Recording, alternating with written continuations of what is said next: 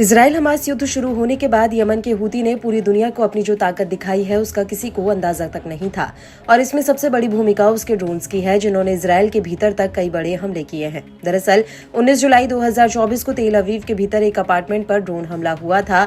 ये ड्रोन करीब 16 घंटे का सफर करके और 2600 किलोमीटर की दूरी नाप कर तेल अवीव में घुसा था। यहाँ तक इस ड्रोन ने इजराइल के तमाम एयर डिफेंस सिस्टम को चकमा दे दिया था और इस हमले के बाद से अमेरिका और इजराइल के होश उड़ गए थे कि हूती के पास इतने मॉडर्न टेक्नोलॉजी के ड्रोन हैं जो बेहद ही ताकतवर हैं। और इसमें कोई शक नहीं है कि हालिया वर्षों में हूती की ड्रोन ताकत 4 गुना बढ़ी है, क्योंकि इसके पीछे सीधा ईरान का हाथ है। ईरान ने हूती को ड्रोन टेक्नोलॉजी ट्रांसफर की है और इस टेक्नोलॉजी का इस्तेमाल करते हुए हूती बेहद ही घातक ड्रोन बना रहा है। हूती ने साल 2018 में बड़े पैमाने पर ड्रोन प्रोडक्शन शुरू किया था और इसका नतीजा ये निकला कि सऊदी अरब और यूएई को अप्रैल 2022 में उसके साथ युद्ध विराम करना पड़ा। इसके बाद नवंबर 2023 से ही हूती ने लाल सागर में अपने ड्रोन्स के दम पर चक्का जाम कर रखा है और ड्रोन वॉरफेयर रणनीति के दम पर ही हूती आज मिडिल ईस्ट में अमेरिका, इजराइल, सऊदी अरब और यूएई को आंखें दिखा रहा है।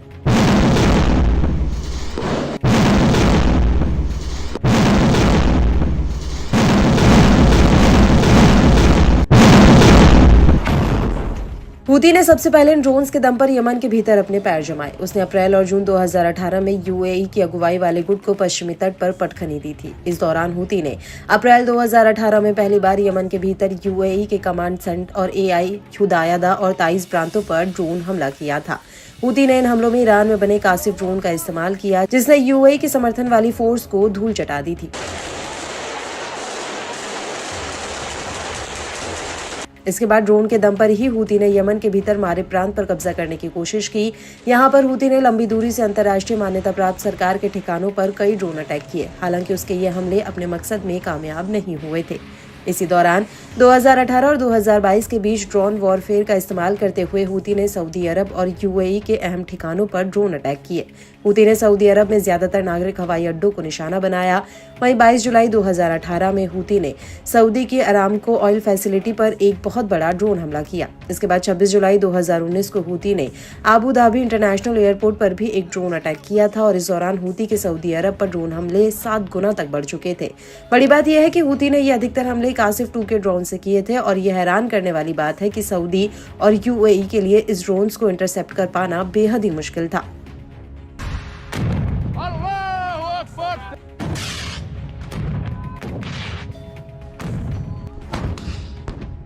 हालांकि इसके बाद 2021 में हूती ने मल्टी यूज वाले ड्रोन्स का इस्तेमाल बढ़ा दिया। ये ड्रोन कैश और विस्फोट के लिए बनाए गए थे या फिर ये हवा में उड़ते उड़ते ही मिसाइल या विस्फोटक टारगेट पर गिरा सकते थे और विस्फोट गिराने के बाद ये ड्रोन वापस अपने ठिकाने पर लौट आया करते थे।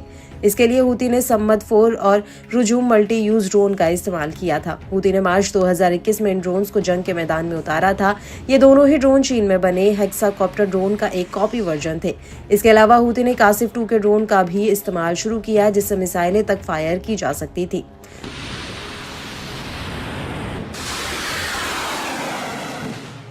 2019 में हूती ने इस ड्रोन के जरिए यमन की सरकार के इंटेलिजेंस अधिकारियों के ऊपर हमले किए और यहीं से हूती ने मिलिट्री कैंपों पर भी अटैक शुरू कर दिया।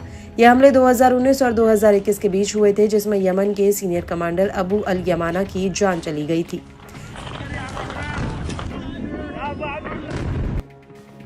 इसके अलावा यमन के भीतर अंतर्राष्ट्रीय मान्यता प्राप्त सरकार को कुचलने के लिए भी हूती ने इन्हीं ड्रोन्स का सहारा लिया। हूती ने उन तेल कंपनियों के ठिकानों पर ड्रोन हमले किए जो यमन की सरकार से जुड़ी हुई थी और इन हमलों की वजह से यमन की सरकार की तेल निर्यात से होने वाली कमाई पूरी तरह से ठप हो गई।